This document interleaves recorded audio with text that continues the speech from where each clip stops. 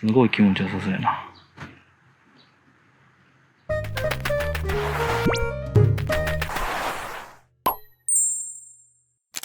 皆さんこんにちは。写真家の和夫です。今日もいい写真撮っていますでしょうか。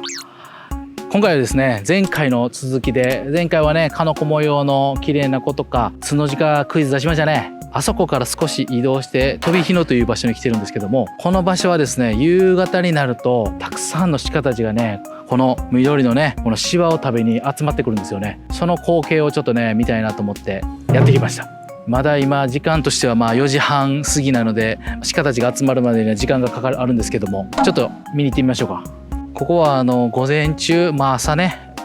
6時とか6時半ぐらいからもう鹿たちが朝ごはんを食べにどんどん集まってくる場所で、日中はもうこんな感じで人もたくさん来ますので、鹿たちもねああいう森の木陰とかで休んでるんですけど、夕方になるとまたご飯を食べに集まるという場所ですね。なので、たくさんの鹿を見たいっていう場合は是非早朝か夕方のねこの飛び火野に来てくれたら絶対に会えますね。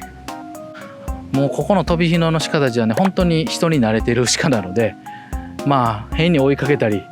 急に近づいたりしない限りではもう全然逃げないですね。この子鹿もちっちゃいけどもう1歳ぐらいなので、今年生まれた子鹿ではありません。3頭のお尻が並んで可愛いですね。この尻尾にもね個性があって、なんか綺麗な尻尾、長い子もいればね尻尾がちょっとボロボロで短い子とかね、3頭のお尻が綺麗に並んでおります。この芝を食べてるんですよね。むしゃむしゃむしゃむしゃ。生まれて、20日ぐらいは子鹿はもう芝を食べずにお母さんのねおっぱいだけで過ごすので、ちっちゃい子鹿は芝はまだ食べません。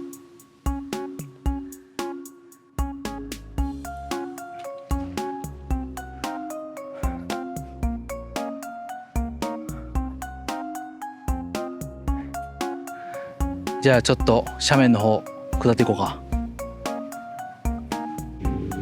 奈良公園に来たことがない人はどんな印象を持ってるんやろね、この奈良公園を。こんな感じで公園と公園の間普通に車とか通ってるんでねバスだって通りますからね。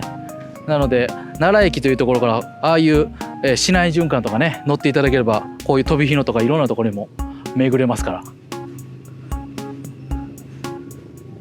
奈良ってねなんか世界遺産多いけど、上の方から下の方吉野とか行くのとか1日で行けちゃうって思ってしまう人も多いみたいやけど、かなり距離があるんで奈良公園の中々やったらね1日十分楽しめるかな。あんなところに鹿ちゃんがいっぱい休んでますね。本当にね今日6月の中旬なのに30度超えてるんですよね今日。そら鹿たちも暑いからこう陰で休みたくなりますよ。でまだねこんだけ鹿は集まってないけど、この飛び火野のこの奥行ったこの斜面のあたりにですね、もう20頭ぐらい集まってきてますわ。近づいてきてもらったら見えるんですけど、ああいう斜面にこれからどんどん鹿が集まってきて、もう最終的には100頭以上のね鹿たちが夕ご飯を食べに集まってきます。今日天気がいいからね絵になるんじゃない、ここの景色としては。でもまだね暑すぎるからこういう木陰でね休んでる子たちもいます。ここの写真こんな感じで集まるんですよ。いかがですか。すごいでしょ。もうちゃんと数えたことはないけどざっと100頭以上、100頭から200頭は集まってるんじゃないかなと思います。いいですね。ただここ気をつけていただきたいのは、この斜面雨上がりとか今週、雨がちょっと降ってたよっていう時に来てしまうとすっごい水分含んでるのでステンコロリンよくしますんで、本当に気をつけてくださいここね。だから眺めはこのちょっと上ぐらいから眺めとくのが一番いいのかもしれないね。走ったいいですね。雑誌かっていう走り方してるな。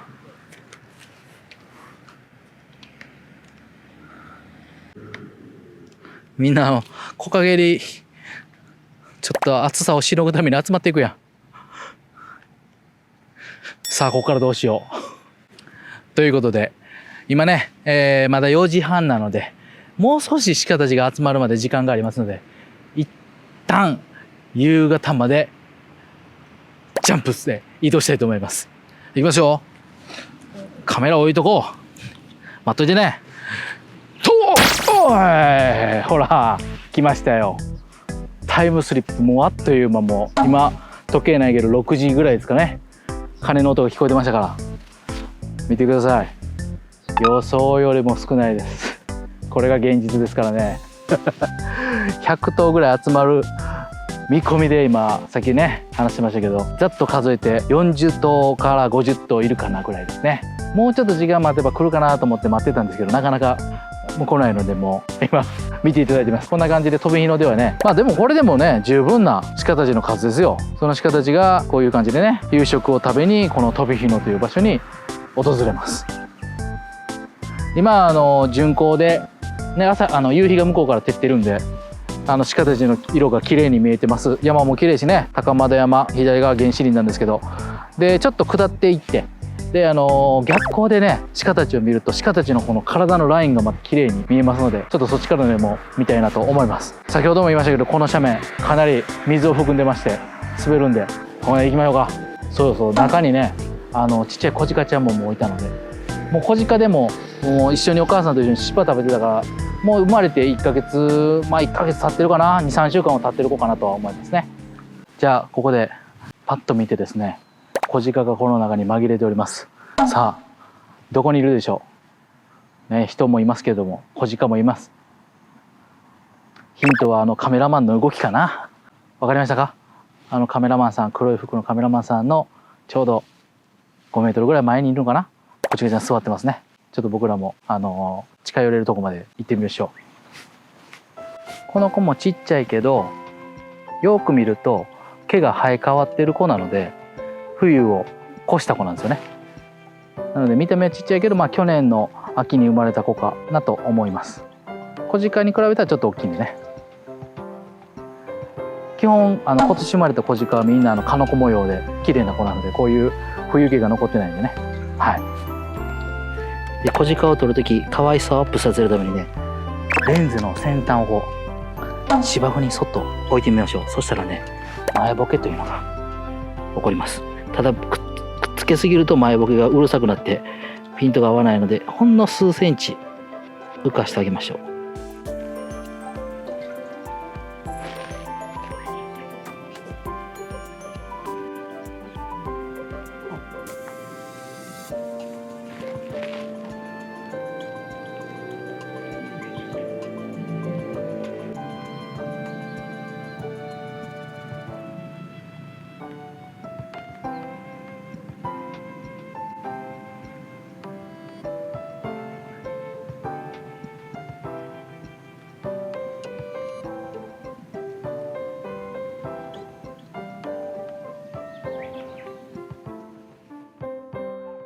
すごい気持ちよさそうやな。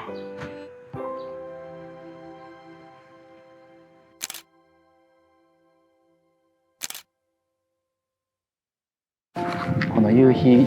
に照らされてるこの絵がね、すごい鹿の体の周りに縁ができて、ラインライトという縁ができて、すごく雰囲気があるね写真で、この時地面が少し濡れてるので、足元に置くとこういう玉ぼけができるんですよね。すごく綺麗で、ピントは鹿に合わせて、この時のポイントは太陽の光を全部入れるんじゃなくて、ちょっとね木の隙間から余韻の光が漏れてるぐらいをちょっと入れるっていうのと、この濡れた地面、これがねすごい幻想的なんですよね。いいですね。めちゃめちゃ幻想的なカットになってます。ずっと見てられるね、この柔らかい光。ちょっとね鹿の頭数は少なかったけど、でもこんな綺麗な光の中のね夕食シーンが撮れるので、僕は本当に好きなんですよね、この時間帯とこの場所が。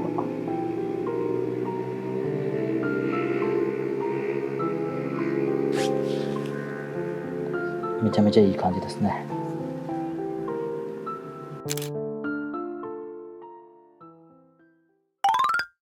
バッチシ親指が立ちました。今日もということで皆さんいかがですか、この夕方の光景。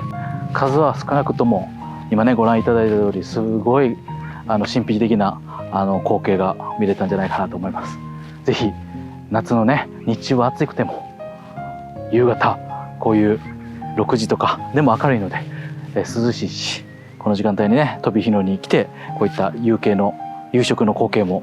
ご覧いただくのはいいんじゃないでしょうか。ということで皆さん食事中なのでちょっと静かにごきげんよう。